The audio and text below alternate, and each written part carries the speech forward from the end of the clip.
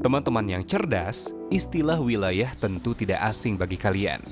Kalian mungkin tahu ada wilayah pertanian, wilayah industri, wilayah pesisir, wilayah perdesaan, wilayah perkotaan, dan sebagainya. Wilayah-wilayah tersebut menggambarkan corak spesifik sesuai namanya. Misalnya, wilayah pertanian menggambarkan usaha pertanian yang relatif luas. Wilayah industri mencerminkan usaha berbagai industri atau pabrik di area yang relatif luas, dan sebagainya. Jadi, apa sebenarnya yang dimaksud dengan wilayah atau dalam bahasa Inggris disebut region? Haji Sarosa pada tahun 1981 mengungkapkan bahwa wilayah merupakan sebutan untuk lingkungan permukaan bumi yang jelas batasannya. Sementara Hartshorne pada tahun 1982 mendefinisikan wilayah sebagai suatu area yang spesifik dan memiliki aspek pembeda dengan area lain. Jadi, bisa disimpulkan bahwa wilayah merupakan dimensi ruang atau spasial berupa area-area di permukaan bumi yang memiliki karakteristik spesifik yang berbeda dengan area lainnya. Karakteristik yang berbeda itu bisa berupa kenampakan fisik, sosial, ekonomi, dan budaya yang terkandung di dalamnya.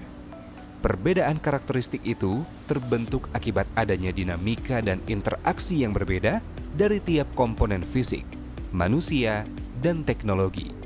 Contohnya, lahan berkapur yang curah hujannya relatif kurang, dan teknologi yang dikuasai penduduknya pun masih sederhana. Maka, di wilayah tersebut dapat berkembang hutan jati yang membedakan dengan jenis hutan lainnya. Dari berbagai perbedaan karakteristik itulah, wilayah dapat digolongkan dalam beberapa jenis. Apakah kalian tahu? Nah, simak terus buka audio ini ya. Kita akan lanjutkan penjelasannya. Nah, teman-teman, seperti yang sudah disebutkan sebelumnya, wilayah di permukaan bumi ini terdiri atas berbagai macam. Tapi secara umum, ada 3 jenis wilayah yang biasa kita jumpai. Ketiga jenis wilayah itu adalah wilayah formal atau homogen, wilayah nodal atau fungsional, dan wilayah perencanaan atau bisa disebut juga wilayah program. Apa perbedaan dari ketiga jenis wilayah itu? Mari kita bahas satu persatu ya.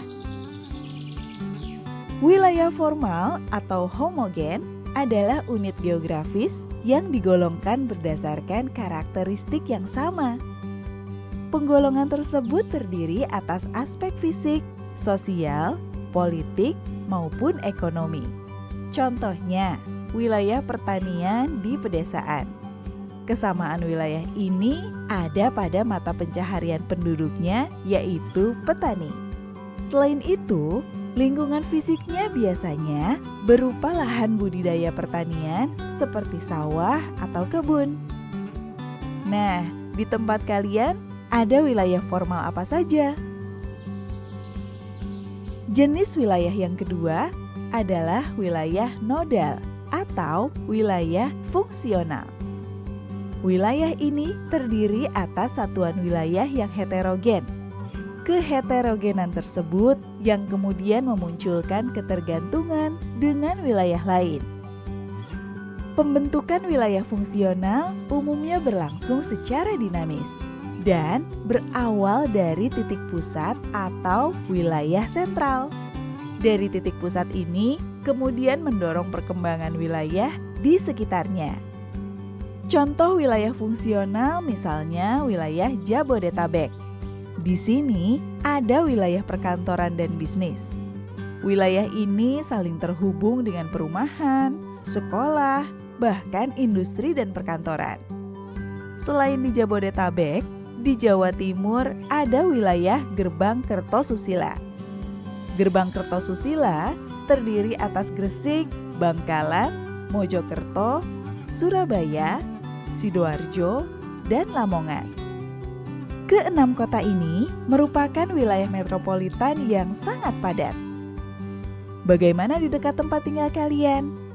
Adakah wilayah fungsional seperti itu?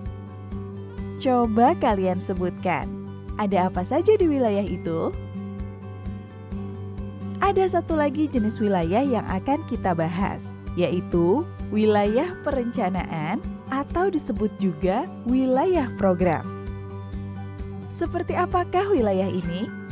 Yuk kita simak penjelasan selanjutnya.